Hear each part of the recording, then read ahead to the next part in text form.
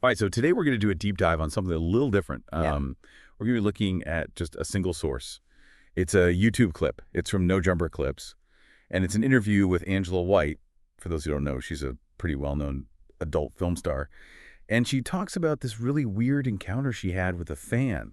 It sounds kind of glamorous at first, like a meetup gone wrong, but actually brings up some really interesting questions about parasocial relationships, consent, and like how the lines between fantasy and reality get super blurry, especially online these days. Yeah, it's fascinating how this one story can kind of act as a way to look at bigger social phenomena. I mean, this isn't just like some bad date story. It gets into how we see and interact with people online, especially people in professions that are, already really sexualized. Yeah, for sure. So to set the scene a bit, Angela's being interviewed and she's promoting her own podcast called Plug Talk. And she starts talking about this experience she had with a fan. So she met him at an expo in Australia, and he was a French model and artist. So right away, you can see how that might create a certain impression. Definitely. Like just from those few details, it sounds like something out of a movie. Totally. So they chatted, he got her number, and later, when they were both in Melbourne, they met up for brunch.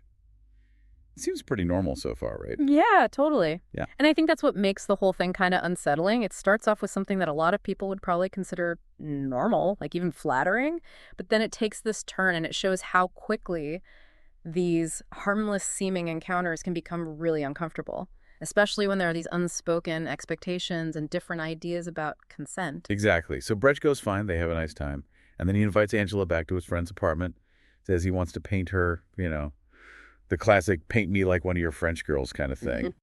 Right?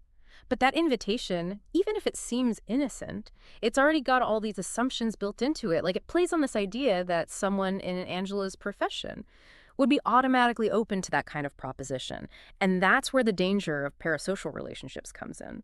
This guy has probably built up this whole image of Angela in his head based on, her public persona, her work in adult films. And that image might be totally different from who she really is as a person, someone with her own boundaries and desires. Yeah, it's like he's looking at her through this Angela White filter Hmm. and not actually seeing the person behind it. That's exactly it. Yeah. And that's where things can go wrong. He's interacting with this idea of a fantasy, not a real human being. So it's harder to recognize and respect boundaries because you're not really seeing the other person as an individual. And things definitely escalate once they get back to the apartment. Like there's no painting or anything. Instead, the guy starts making moves. And it's clear that he has something totally different in mind.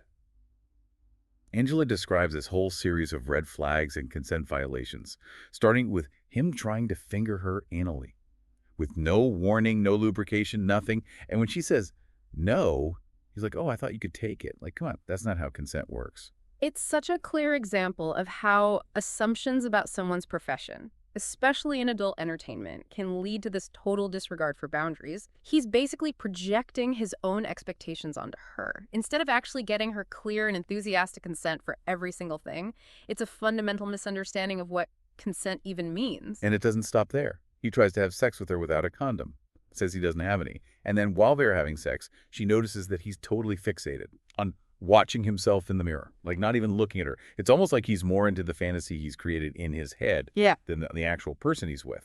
Ugh, that's a really disturbing detail. It speaks to this level of objectification and narcissism. He's not really engaging with Angela as a person. He's just using her as a prop in his own little fantasy. Yeah, and to make matters even worse, when she tries to perform oral sex on him, he tries to film her without her consent. At that point, Angela's obviously had enough and she gets out of there. I mean, it's a totally understandable reaction after all that. For sure. It makes you wonder, though, why was this particular encounter so different for Angela? She mentions in the interview that she has slept with fans before. So what was it about this one that crossed the line? That's what we're going to get into next. It's clear that this experience was kind of a turning point for her. It made her rethink how she interacts with fans and what she wants from those encounters. And I think it's a really important thing to talk about, especially when we think about how blurry the lines are between online personas and real people. Yeah, definitely. It's so important to remember that. Behind every online profile, every public persona, there's a real person with their own values and experiences and boundaries. And it's our responsibility, especially in this digital age, to approach every interaction with that understanding and with a commitment to respecting those boundaries. So before we kind of went off on that tangent, we were talking about how that fan's perception of Angela White was so warped by like her job and her online persona. Yeah. And it got me thinking, Isn't that something we all kind of deal with these days, like with social media? Yeah. This idea that we might be interacting with these like curated versions of people and not their actual selves. Oh, absolutely. And it's even stronger when someone's profession like Angela's involves putting on a performance and projecting a specific image. But it really goes way beyond that. Social media lets everyone create this online persona, Mm. and that version of themselves they're showing might not always line up with their real lives offline. Right. Like everyone has that friend who's always posting about their amazing vacations and perfectly arranged meals. But behind the scenes, they're going through relationship problems. Yeah. We're stressing about work. It's like a reminder that online stuff is just the highlights, Yeah. not the whole story. Exactly. And that's where the danger comes in, especially with parasocial relationships. Right. We might start to feel connected or even close to someone based on their carefully crafted online persona, but we don't realize we're only seeing a tiny part of who they actually are. And that's where Angela White's story becomes really insightful. She talks about how this whole encounter made her rethink how she interacts with fans.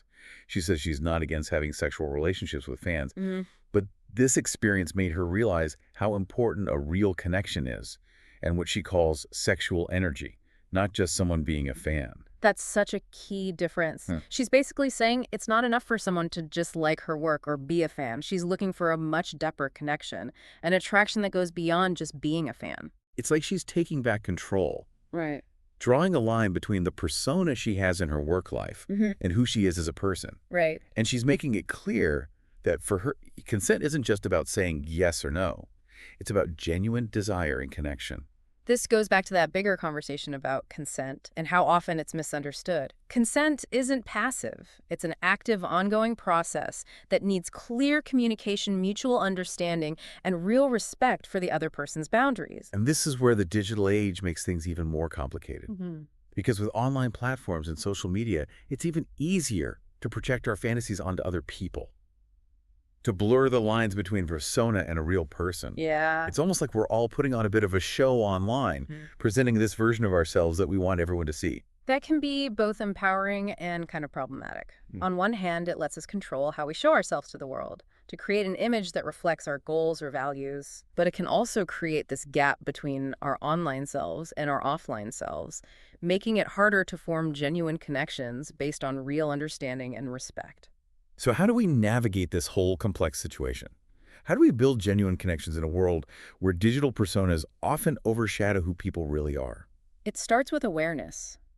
We need to be aware that online interactions are curated, recognizing that what we see is often a carefully constructed image, not the full picture. Right. And we have to be willing to go beyond the surface, to have open and honest conversations that allow for vulnerability and realness. It's almost like we need to learn a whole new set of social skills for the digital age, a way of interacting online that encourages empathy, understanding, and respect for boundaries, even when we're only seeing a small part of someone's true self. Exactly. It's about realizing that the person behind the profile picture is just as complex and nuanced as we are, with their own hopes, fears, and experiences that might not be obvious from their online presence. It's about shifting our focus from the fantasy to reality, from the carefully crafted image to the human being behind it. And that shift takes a willingness to be present, to listen actively, and to engage in a way that recognizes the humanity of the other person. It's a tough challenge. Yeah. But I think it's crucial if we want to figure out how to have relationships in this increasingly digital world. And Angela White's story, even though it's uncomfortable, gives us a really important lesson. It reminds us that consent isn't automatic, that assumptions can be dangerous, and that a true connection requires more than just liking someone's online persona. It's about recognizing and respecting the person behind the image. So as we head into the last part of our deep dive, let's keep that in mind. Let's explore how we can apply these insights to our own online interactions, creating a digital world that's based on respect, authenticity, and a real understanding of consent.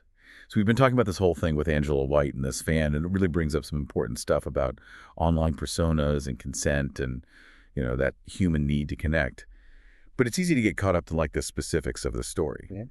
What I'm really interested in is what it all means for us, the listeners, as we try to make sense of this digital world we live in. It's about realizing that this story isn't some isolated thing. It's a reflection of what's happening in society, especially how technology has blurred the lines between our online lives and our offline lives. I mean, think about it. How many times have you looked someone up on social media before a first date, or even a job interview? We're constantly forming opinions about people based on their digital footprint. Totally. Yeah. And it's not always a bad thing. Social media can be great for connecting with people and building communities. But I think this story is like a warning. It tells us to be more careful about what we see online. Exactly. We need to develop this healthy skepticism and realize that what we see online is often just a carefully crafted version of reality. Yeah. It's like looking at one of those fancy window displays, beautiful and tempting, but not necessarily showing what's really inside the store. I like that analogy.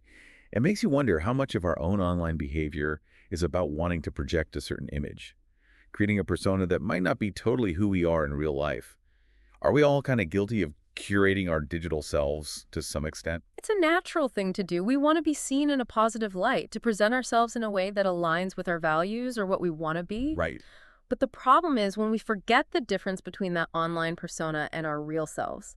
That's when we risk creating a gap, not just with other people, but with ourselves. And that gap can have real consequences. It can affect our relationships, our self-esteem, even our sense of who we are. Absolutely.